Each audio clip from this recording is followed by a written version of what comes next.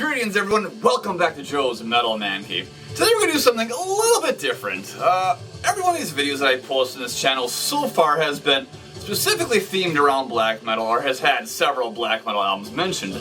But today we're not gonna do any black metal albums. I know, what the fuck, right? But it's gonna be really hot this upcoming week. It's gonna be in the 90s, upper 80s, and I like summer, I love summer, but god damn it, man, when it gets so hot like that, it just fucking sucks. And it sucks even more when you're a delivery driver who's driving a big ass truck that basically doesn't have air conditioning, and your only way of really keeping cool is having the doors in your truck open, which is, in case you've ever seen a UPS or FedEx guy driving down the street, that's why the doors are open, because there's basically no goddamn air conditioning. So it's gonna be a hell of a week. So really, with that being said, I probably won't be listening to black metal too much in the upcoming week. I mean, I do listen to black metal year round, but when it gets this hot, it loses the feeling, just, it can't connect with it as much as you could when it's colder or rainy or whatever the fuck. So we're gonna do a very diverse collection update today. A lot of different stuff, and yeah, no black metal, but for sure in the next couple of videos because I got lots of stuff planned. So to kick things off, and you may have already heard in the background, is Type O Negative and their fourth album, World Coming Down. Type O Negative is probably one of the most popular bands from the mid to late 90s that was not nu metal. They were a band that helped propel Roadrunner Records to great success. Bloody Kisses was the first album on that was able to go platinum, and yeah, Peter Steele and Type O Negative, they were, they always get labeled as Gothic metal, but they were an extraordinarily unique entity, and no one else sounds like them before or after. I got into them again, in the late 90s. The first time I saw them live was in October of 1999, and it was just an absolutely phenomenal performance. And I would see Type O Negative, I think at least 4 more times after that until Peter Steele passed away in 2010.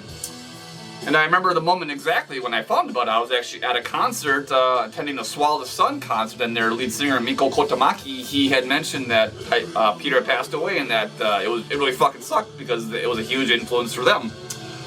But, with that being said, that I've been a fan for so many years, you're probably going to say, well, why are you just buying this album now? Well, back in the day, a good friend of mine, he had the album as well, and this friend of mine, he had sort of a limited CD library, so whenever I'd get in his car, he'd usually have some combination of Motorhead, Black Sabbath, AC/DC, or Type O Negative. And goddamn fucking plane flying over. I got the windows open, so you're gonna probably hear some of that bullshit in the background. But yeah, he had it back in the day, so I heard this album a lot, and then some years later we stopped being friends, and then I never bought this album. And this is a very good album from Type O Negative, but if you compare it to, say, Bloody Kisses or October Rust, which are their bona fide classics, I think something is kind of missing from this album. I mean, like the opening song, White Slavery, is an amazingly atmospheric doom metal song, and I kind of always wished that Type O Negative had explored that path more, that just really doomy and highly atmospheric, just lots of keyboard kind of stuff, but they never really did, and it was, kind of frustrating, because they did it so goddamn well. I mean, have you ever heard, like, their cover of, like, the Black Sabbath song, Black Sabbath? Just incredibly awesome. Nevertheless, there are some very good songs in here. World Coming Down, Pyretta Blaze, and then there's, of course, lots of, like, the little weirder, sort of experimental mitros or interludes, whatever you want to call them. It is classic Type O Negative, I think, but yeah, something just, it's not all there, but it's still, yeah, it's a good album. For me, just listening to Type O Negative, it brings back memories of seeing them live, enjoying the band with certain friends back in the late 90s, early 2000s. Yeah, it's just, they're a cool band, and it's unfortunate Peter Steele passed away relatively young, all things considered, and the band, obviously came to an end then, but it is what it is, and yeah. You're going to also notice from these next several CDs I'm going to show, several of the CDs in this collection update, they came from a place called Half Price Books. Now, Half Price Books is a local secondhand shop. They sell books, of course, and records, tapes, CDs, and other media. there was a time when Half Price Books was just an enormously awesome place to go buy that kind of stuff. But then when, you know, all this stuff started to have more collectible value, they started going off the prices that they saw on eBay or Discogs, and they started charging, in some cases, ridiculous prices for CDs. Now, this one I only paid $5.99 for, but they'll sometimes have not even rarer stuff, but they'll put like $20, $30 stickers on them, and it's just ridiculous, because it's just not valued that much. So I don't know where they get their prices from.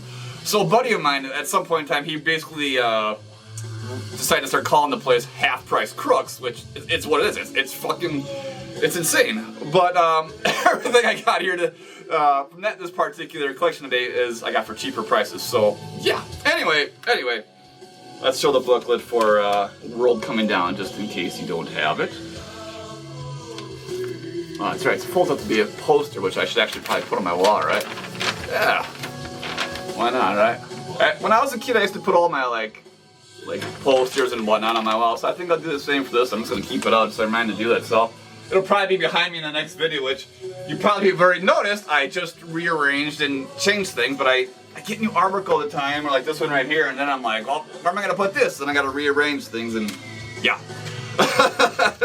So then there's the J card, and then of course a classic photo of the boys. Yeah.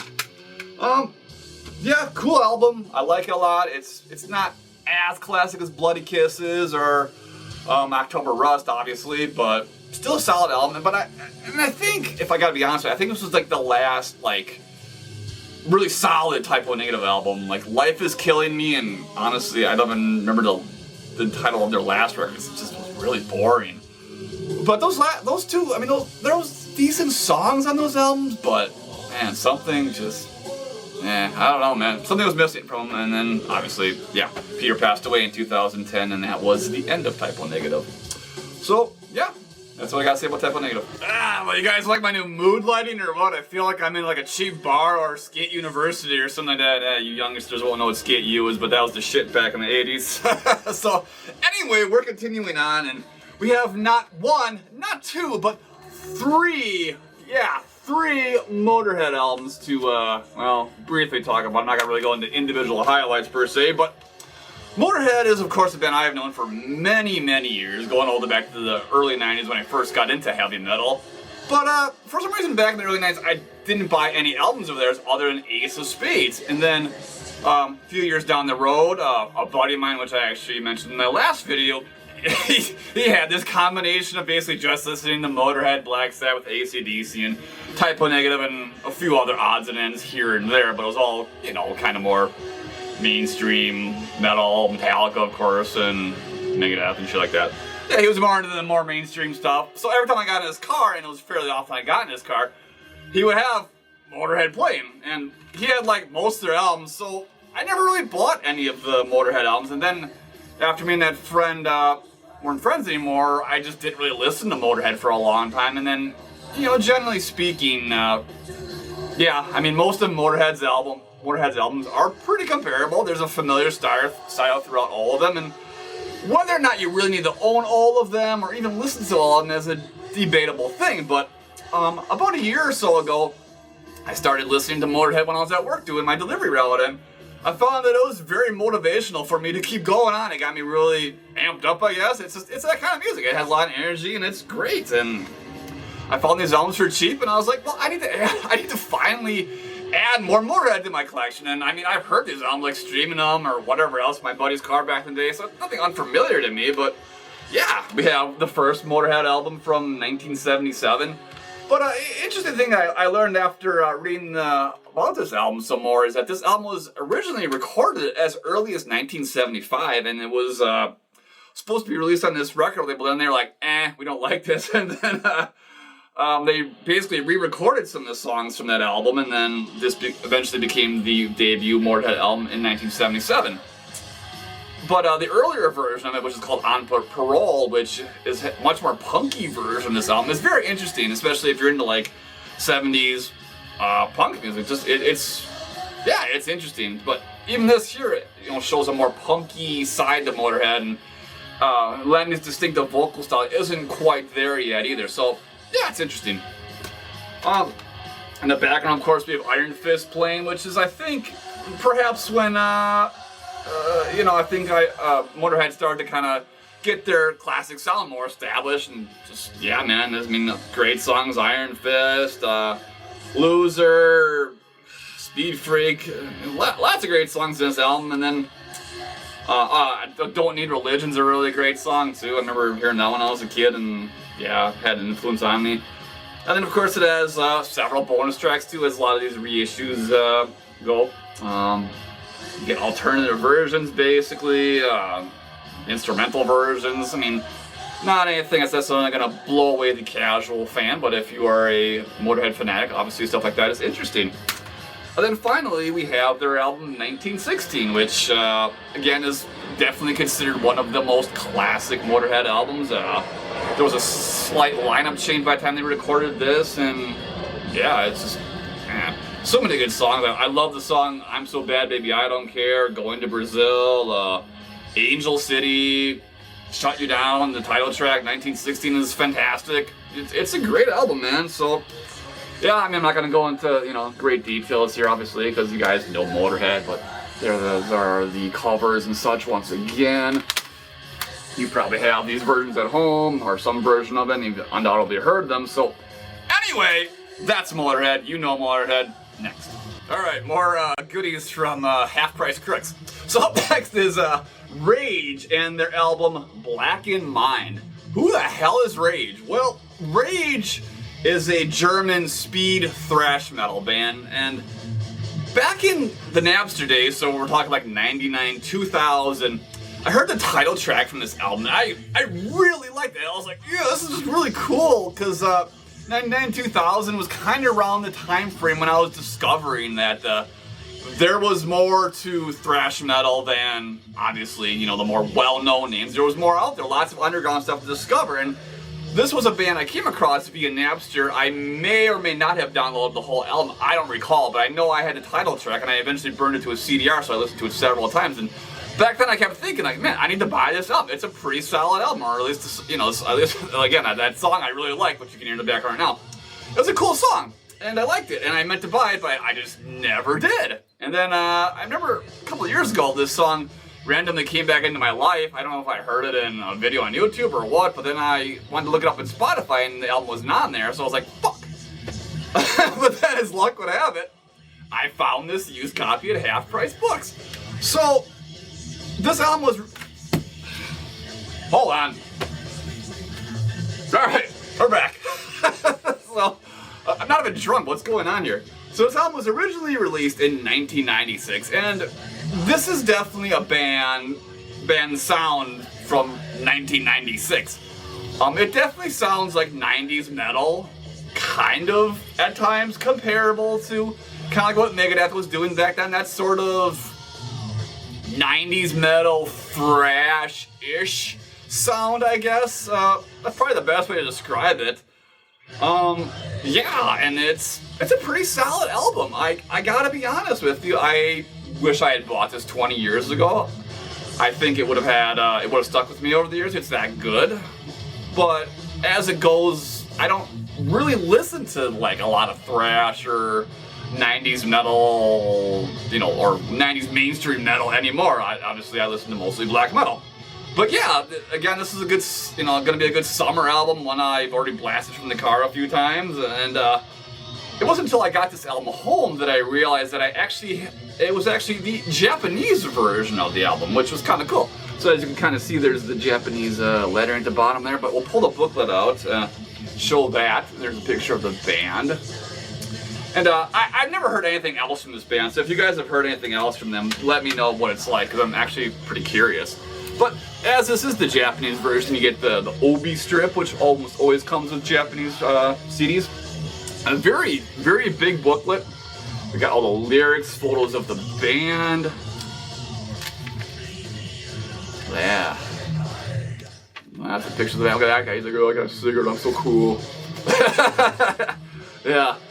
More lyrics and information. And then, I guess you get the lyrics in Japanese as well, obviously, because it's for the Japanese market. So there's that if you're Japanese, if you can read Japanese, and I fancy Japanese, so that's cool. Can't read it, but I do like Japanese stuff quite a bit, obviously.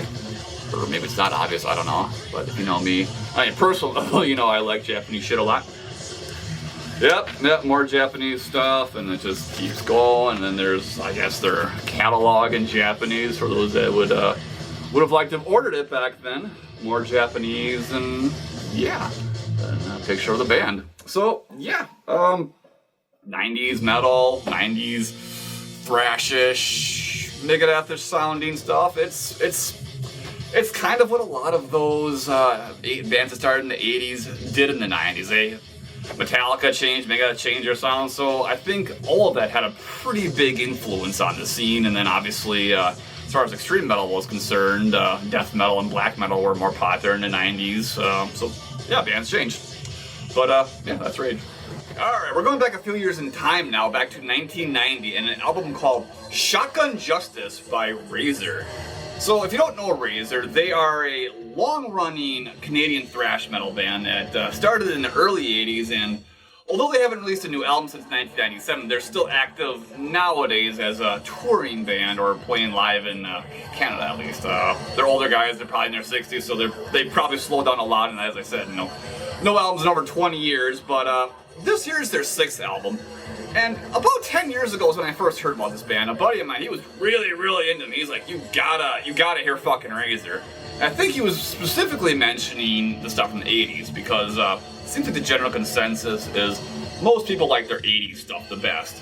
But for what it's worth, for something released in 1990, this is some pretty extreme thrash, I guess. It reminds me a lot of like Demolition Hammer and their album Epidemic of Violence. It's very fast, hard-hitting thrash metal. Lyrics primarily dealing with society, and yeah, it's kind of different. I mean, it wasn't really different for thrash metal per se, but that seems the general focus here is definitely all society issues and stuff, and personal feelings and shit like that. Yeah, it's, I don't really buy thrash metal too often, but I'm happy to have this in my collection because this is a very good album. Even though some reviews I read on Metal Archives would indicate different, everyone's like, oh, it's all about the 80s stuff, and I know there's some discontent with fans because they switched singers on this 6th album, but I don't know, man. I listened to some of the older stuff on Spotify, and I was like, this is fucking good too, and everything they've released is just great, hard-hitting thrash metal, and no complaints from me, but I guess I'm stepping into the game pretty late compared to some people. There's obviously people that were listening to these guys back in the 80s and early 90s, and I've been missing out all these years. But anyway, yeah, about 10 years ago I got into these guys. I got an album of theirs called Open Hostility. Really liked it, but didn't follow through and get more of their albums. So we're jumping 10 years before I'm getting more stuff from them, and this is really good though. Just aggressive vocals, fast pummeling drums, super hard-hitting guitars, and yeah, man. So it comes with this stupid slipcase, as I call them, and another complaint I'll have about half-price crooks is that they put these fucking stickers on them, and you cannot peel the sticker off. You will ruin the goddamn fucking case. And the same thing applies if they put these on digipacks. Now, back in the day, they also, they used to, like, basically, they would go in the tray cart and they would write a serial number because they used to hold all the CDs behind the counter. So they'd have, they'd have a file and stuff. So that if this, for example, there was a digipack that had the tray card glued in, you'd have it fucking instantly fucked, which is just stupid. Like, how could you, like, run a secondhand shop and not realize, like, people are coming there to collect stuff, and you are ruining the media by doing that? I mean, I buy shit not to put on my shelf and be like, oh, look at me. I buy it to listen to. But obviously some people, a lot of people, sometimes buy stuff just to collect it. I don't know. Whatever. There's the front cover. Yeah. Lyrics.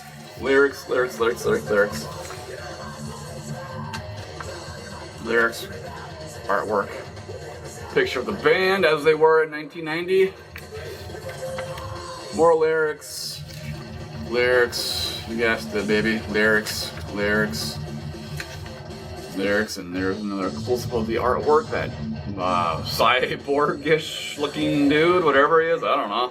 It looks like some Terminator influence shit, I don't know. But yeah, that's Razor, baby. Yeah, I'm drinking coconut water because I'm just really dehydrated from drinking too many beers last night.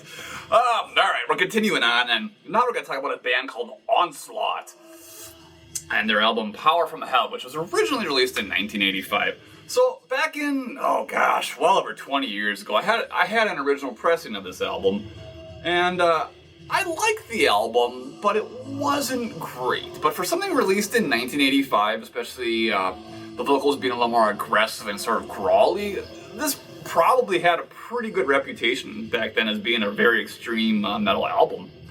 Obviously, it's very tame by today's standards, but back in 1985, man, this was a pretty aggressive and dark-sounding thrash metal. Again, I had, that old pressing, and I generally liked it, but it's, back when I was younger, I used to buy so much stuff. I mean, it was every single day I would have parcels coming in from stuff I ordered, or I was doing my zine, so I'd have promo CDs coming in all the time, so music would come and go through my hands just like the fucking wind or something. I don't know what that means. But, yeah, I held on to this album for a couple years and I sold it and then just kind of forgot about it. So then back in 2010, buddy of mine, we went to England for the Bloodstock Festival, and I found then that Onslaught had reunited and they were actually playing in front of me, and I was like, well, fucking hey, I remember this band. Obviously back when the 2005, 2010 time frame, a lot of the old thrash bands from the 80s were reforming, making new albums, or at least playing live, and Onslaught was one of them, and I know they've continued onward releasing more albums. Whether or not they're any good, I don't know, but generally speaking, I think the general consensus is that Power from Hell is their classic. And yeah, this is just darker, aggressive thrash metal, very typical of the era, I think, but at the same time, the vocals are more aggressive, and yeah, man. It's not a great album. The vocalists, there's two different vocalists actually too. Nish Rocket, who's the lead guitarist, he also does some vocals. His aren't nearly as aggressive as Paul Mahoney's, but yeah, so you get a couple different vocal styles. But anyway, there's the tray card. It's a good album for what it is, but yeah, I don't know, man. It just, the riffs aren't there. There's just not enough diverse structure to them, I guess, so to speak.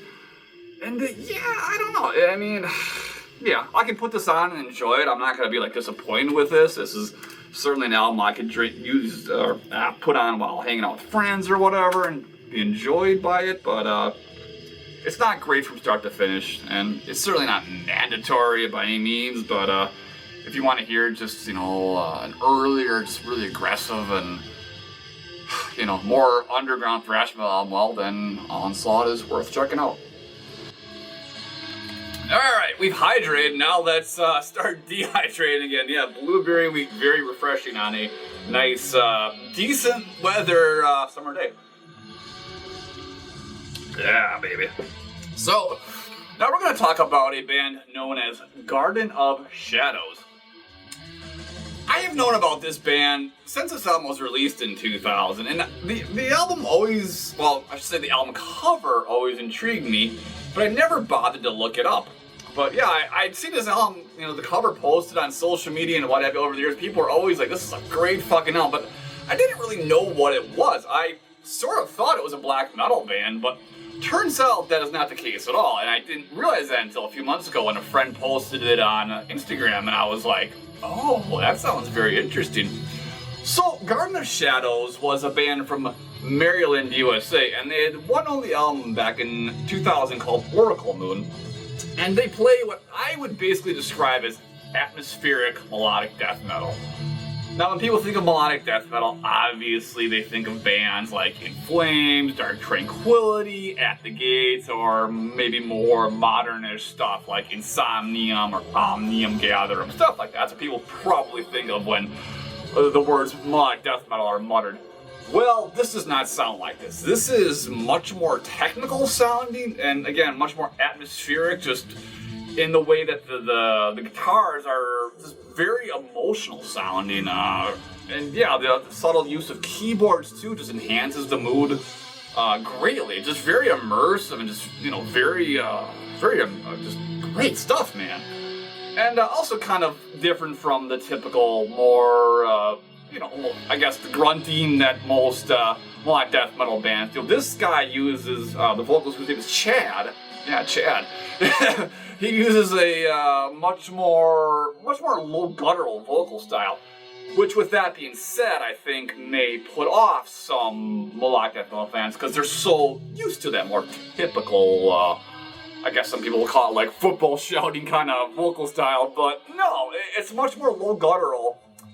And I gotta say, at first, it was sort of off-putting, but the more I listened to some, the more I just paid attention to the music part of it, I was like, it works very well. And yeah, this is just a fucking phenomenal, just beautiful, beautiful guitars in this album, just really incredible. But unfortunately, this album has remained underground and very underrated for many, many, many years now. And that's tragic, because had this been released from a Scandinavian country, this would be hailed as a classic, and it would have been re-released by many labels by now, I'm sure of it. But I got this original pressing off of Discogs for $7. What a steal, man. It's just great stuff. Anyway, the band broke up in 2002 shortly after this album, and probably because they didn't get much attention, or maybe the band fell apart. I don't know the whole reasons, but out of all the members, only one member, Sean Beasley, he was the only one that went on to anything really notable after. He went on enjoying Dying Fetus, and to the best of my knowledge, he is still with Dying Fetus, and I'm not a fan, but good for him. I guess that's probably a pretty good gig for him. I don't know if his joining Dying Fetus had anything to do with the breaking up of this band or what, but a bit of a shame that the other members didn't go on to anything, because it's really great stuff, man. So there's the front cover. God, that's sort of, yeah, just really gloomy picture there. There's the back track listing in a booklet there. A better look at that, probably about the reflection. Lyrics, photograph of the band, yeah. So altogether, this band only released a demo and an EP known as Heart of the Corona, and that was it. I'm hoping I can track down those other two releases for relatively cheap, because this is just great stuff, man. And now all these years later, I realize why certain people have hailed this as a classic, and undoubtedly so. Yeah. If you've not heard this and you like melodic death metal and would prefer a little more guttural vocal approach, well, you're gonna love this. And again, atmospheric, lots of keyboards, and it's great stuff, man. Just beautiful record, Garden of Shadows. Alright, now we're going to talk about a local project known as Maledictis. Maledictis is basically the solo project of a longtime friend of mine whose name is John Marszalkowski. I have known John since we were about 6 years old, and we were basically like best friends when we were kids, and then kind of as we moved throughout our teens, we kind of had different interests, and then as we got into our 20s, we didn't see each other as much, which is unfortunate, but we've had some reuniting in recent months, which is good, and it's good to see him, and hopefully we can keep the friendship going. But anyway, Maledictis is his solo project, which basically he creates. And this is hard to describe because he himself calls it Gothic metal or Gothic rock, but it doesn't sound anything typical of what you think of that genre. He uses the word Gothic because he's thinking more like cathedral, stained glass windows, cemeteries, and that kind of Gothic, as opposed to like 80s, The Cure or Sisters of Mercy or something. It sounds nothing like that, nor does it sound like any, like Gothic metal, like Typo Negative or Sentence like that. No, it's probably musically, you could probably call it something like orchestral rock or orchestral hard rock. And basically what you get on this single is rock songs with like flutes and French horn and cello, and when you talk about like symphonic metal or symphonic rock, if that's even a thing, usually a lot of those instruments are not featured, and it's very interesting because you get a lot of variety of instruments and very good lead vocals. And I mean, yeah, obviously, I'm familiar. The term symphonic gets tossed around very loosely a lot in the heavy metal or just music underground in general, but here, it's authentic, real instruments. And John told me when he first started composing songs, he was using, you know, keyboards and stuff like that, but it sounded too much like video game music, which that itself would have been cool. I would have loved that, but the fact that he found session musicians to fill all these roles for real instruments is unbelievable. I mean, some of these people were local musicians, some of these were people that he found overseas, and on the debut EP and then this single, he had Mary Angela de Mortis from the Norwegian band Tristania doing vocals. Now, interestingly, Mary Angela, she's actually an Italian gal, but some years ago she joined Tristania, and I guess she's been pretty successful with them, and I guess John had to go through some loopholes to get her to sing in it. I guess she was open to it right away, but you know, you had to go through like record labels and they had to give you the thumbs up before any of this could happen. But it's very good because she has just incredible vocals, and it actually kind of makes me want to revisit those Tristania albums, those later ones, because I'm a big fan of the first two Tristania albums, Widow's Weeds and Beyond the Veil, but then they kind of lost me after that because they went further down like the Gothic and kind of electronic metal kind of, you know, rabbit hole or whatever.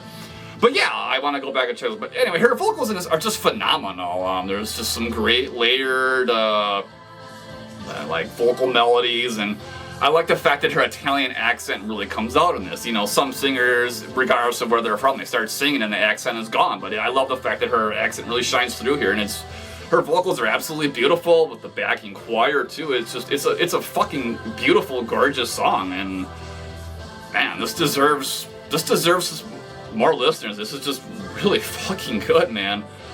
So basically, what you get in this single is you get the standard like hard rock, symphonic rock version of Delicta, and then you get the, I guess, just orchestral version of it. Both versions are very interesting, but obviously if you don't want the hard rock elements, you get, you know, two different versions, and both are just great. It's only about 10 minutes of music, but very, very good.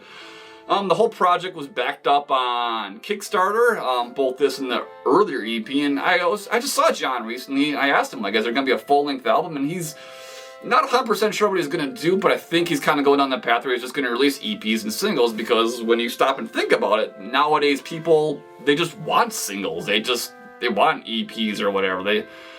I think it's just because people have such short attention spans these days that they can't listen to a full album without, you know, looking at Facebook or something like that. So it's kind of a good, you know, music perspective just to kind of release singles. So whatever he does, I'm sure it'll be fantastic, because both this and that debut EP are very, very good, and it's just great. You know, I know this is something John's wanted to do for many, many years, going all the way back to the early 2000s when he had a band called Orphonic Orchestra, which had a very similar kind of feel to it, but the only sort of orchestral elements in that older record was basically they had a viola player in the band. So yeah, and I'm partially responsible for getting John going down this sound, because like 22, 23 years ago, I was like, hey dude, have you ever heard this band called Nightwish? And he was like, no, and then he was like, oh, he fell in love with it, and I guess I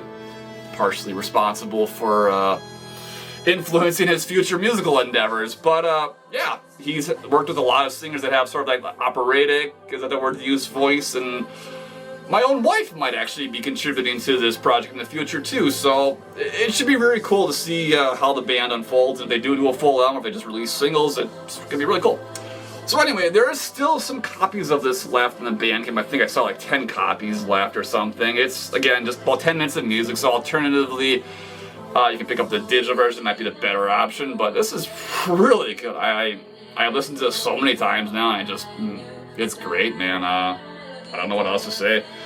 You know, if you'd like, you know, again, Gothic, but not Gothic in the most common sense, and if you like symphonic stuff, oh man, you're gonna love this little EP or single, whatever you want to call it here. So, anyway, that is Delicta by Maledictis. Alright.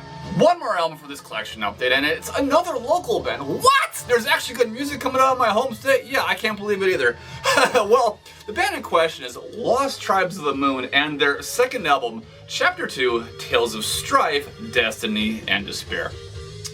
Lost Tribes of the Moon is basically the project of a guy whose name is John Leakey. I have known John for, probably about 10 years now, and before starting Lost Tribes of the Moon back in 2017, he had more of a background in black metal, grindcore, death metal, and even metalcore way back in the day. He's also got a blues band too, but Lost Tribes of the Moon is by far his most accomplished and diverse work to date. I think the best way to describe this band, and this album in particular, is that it is progressive doom metal. Yeah. But progressive doom metal, I don't know if that's really a thing per se. If it is, I'm not that familiar with it. But basically in the CD you get, progressive doom metal, and you get progressive rock, progressive metal tendencies, doom metal tendencies, and sort of that more rocking pentagram kind of style, but also some very slow dirgy parts too.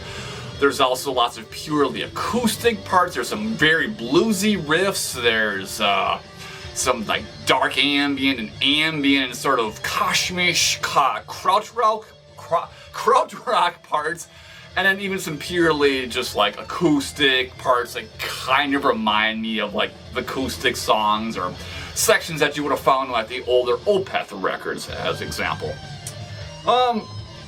Very, very diverse stuff and very, very good. It's a very guitar-heavy album. This is definitely the pinnacle of John's writing and his career as a guitarist. Just phenomenal riffs, just really good solos. Yeah, man, and I mean the whole band is just it's really just it's a very long album, so it kind of presents a challenge to the listener. It's 77 minutes strong, and the bulk of it was wrote during the pandemic. John was laid off of his job for several months, as a lot of people were, and he started writing an album, and goddamn, man, this is very good. The rest of the band is, another good friend of mine. His name is Jeremiah. He plays the drums. Then bass player, whose name is Chris, and then their newer vocalist, Julie. All the members bring a lot of strengths to the band, and it's just phenomenally just well produced. Everything's very well mixed, and but due to the length, it can be a very challenging record. And just the constant flow and diversity of the music makes it one of those albums where the first time you listen to it, you're gonna be like, what did I just hear? Well, I don't mean it in a bad way. It's just, it's one of those records, you gotta give it a couple spins before it's really gonna connect with you. And that's what happened with me. There's so much to take in. In fact, I had to kind of like listen to it one song at a time and then just listen to something else and come back and forth. And then now I can listen to it as a whole and really appreciate it. But it's so diverse. There's just so much going on. There's even parts in this record that are kind of remind me of something like, I don't know, like lounge music maybe? Maybe it's just the way Julie sings in those that particular section I'm thinking of, but yeah, very diverse stuff. So it's challenging in that aspect, but it is very rewarding once you get into something. Hopefully you get into it. It's a self-released album too, and it's got just phenomenal artwork, all original artwork, very, very good. The only thing that sort of still bothers me about this album, and I'm hoping it'll change over time, is that Julie's vocals, at times, I wish they were, I don't want to say more aggressive per se, but I feel like just the way she sings doesn't really match up with the speed of the music. And especially, you'll kind of get that vibe, at least I got that vibe the first time you hear her voice in this record. Because the music's going pretty fast and you're like, it just seems like the way she's singing doesn't match the music. I don't know how to explain it, but like I said, hopefully it'll click with me eventually. But on their first album, they had a different singer. Her name was Janine, and Janine used a voice that was somewhere between, I guess, a normal lead female vocal style and a more, again, kind of aggressive voice, but not aggressive in that like she was growling or anything. Aggressive in the sense that she sounded like a female Danzig. Yeah, no bullshit. If you listen to their first album, their self-titled album, you're gonna probably think the same thing. And my wife pointed that out to me once on a road trip a couple of years ago. We were listening to this, and she's like, you know, she sounds like a female Glenn Danzig. And I thought there for a minute, and I was like, you are 100% right. But sounds weird, but it was fucking awesome. It kicks ass. I love it. I love listening to her voice in this record. So Julie, though, has a much more... listen to her voice, it doesn't sound like she has, like, a metal or a hard rock background. It sounds to me like she has more of a background in maybe, like, pop music or acoustic music. I don't know. It's definitely different. And as I said, there's times in this record where it just doesn't feel like her voice matches it very well. There's other times where it just sounds brilliant. She sounds phenomenal. So it's kind of a personal thing right there. Some of the people might listen to this record and be like, you're fucking crazy, dude. And I don't know how the band feels. Hopefully, obviously they're very happy with it. But just a personal thing there. I hope the vocals kind of gel with me over time. But very diverse, very progressive, and again, kind of a challenging album. But man, you gotta just, if you keep listening to it, I think it'll make sense, and it's just really rewarding. So I'm gonna show some of this artwork, because it's all original, and it's just really, really good. I mean, again, self-financed affair here, and it must have costed a small fortune to make this a reality. And this is one of sort of a long time in the making. There was some teaser tracks put out several months ago, and then it just kind of, finally came out. So you get all the cool artwork on this side, if you can see that well. And you get all the lyrics, picture of the band there. Yeah, so, yeah, man, just really great stuff. As a final thought, John and Jeremiah, we should hang out soon. It's been a while. Haven't seen you guys, and that sucks. We should do that soon. Otherwise, though, if you guys are looking for progressive doom metal, again, I'm not sure if that's exactly a very common thing, but it is on this album, and it's very, very good. So that's Lost Tribes of the Moon, Chapter 2, Tales of Strife, Destiny, and Despair. Alright guys, that'll about do it for this collection update, and as always, I have to thank you for coming into the Metal Man Cave and hang out for a bit and listening to my rant about these albums.